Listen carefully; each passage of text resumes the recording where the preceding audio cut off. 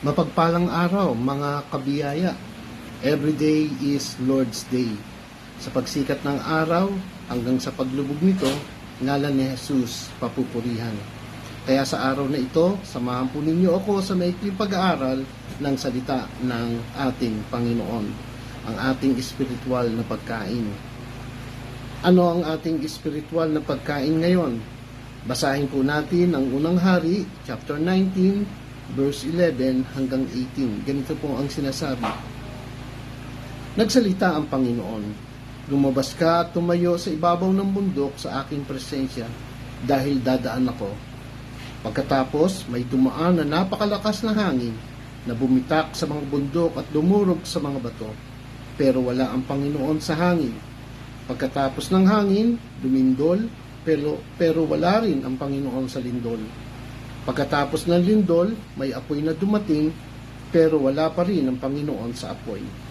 Pagkatapos ng apoy, may narinig siyang tinig na parang bulong. Nang marinig ito ni Elias, nagtakip siya ng kanyang muka gamit ang kanyang balabal. Lumabas siya at tumayo sa bungad ng kuweba.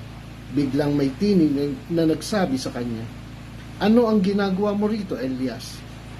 Sumagot siya, "O Panginoon Diyos na makapangyarihan, tapat po akong naglilingkod sa inyo, pero itinakwil ng mga Israelita ang kasunduan nila sa inyo. Winasak nila ang mga altar ninyo at pinagpapatay ang mga propeta ninyo. Ako na lang po ang natitira at pinagsikapan din nila akong patayin." Nagsalita ang Panginoon sa kanya, "Bumalik ka sa iyong dinadaanan at pumunta sa ilang ng Damascus. Pagdating mo roon, pahiram mo ng langis si Hazael bilang pagkilala na siya na ang hari ng Aram. Pahiram mo rin si Jehu na anak ni Nimsi bilang hari ng Israel.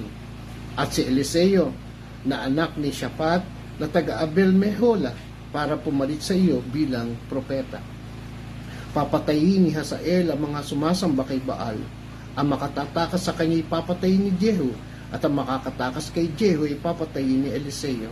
Pero ililigtas ko ang 7,000 Israelita na hindi lumuhod at humalik sa imahen ni Baal." Ramdam mo ba na parang gusto mo nang sumuko?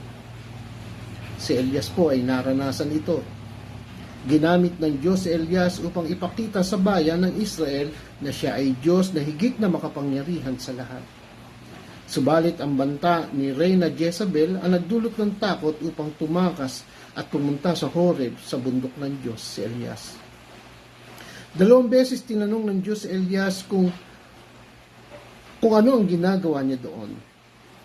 Parehong beses na sumagot siya na magkatulad ng mga salita, "Ako lang ang natitira at hinahangad nilang kitilin ang aking buhay." Siya ay nag-aalala para sa sarili niyang mga takot, ano pat nakalimutan niya ang ginawa ng Diyos sa pamamagitan sa bundok ng Carmel. Sa kabila ng kanyang malaking tagumpay, si Elias ay nahulog sa panghihina ng loob. Hindi tinanggap ng Diyos ang paliwanag ni Elias na siya ay huminto. Sa halip, inatasan niya ang kanyang pagod na lingkod na hawakan ng 3 pangunahing gawain. At siya nga pala ang nagkamali si Elias nang sabihin niyang siya lang ang tapat na natitira. Ang Diyos ay mayroong 7,000 iba pa na hindi yumukod kay Baal. Marahil, tulad ni Elias, ikaw ay nawawala ng pag-asa sa mga pangyayari sa iyong buhay. Hayaang magsalita ang Diyos sa iyo.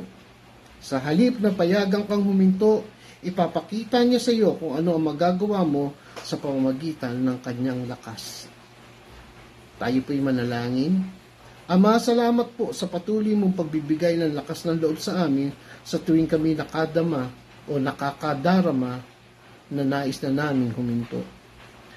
Lagi kang nagbibigay ng bukas na pagkakataon upang kami ay magpatuloy. Amen. Mga minamahal, kung nais niyong mabusog at mapagpala ng espiritual na pagkain, inaanyayahan po namin kayo na sumubaybay sa amin sa bawat araw.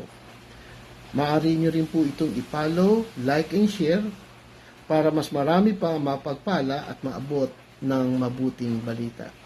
God bless po sa ating lahat.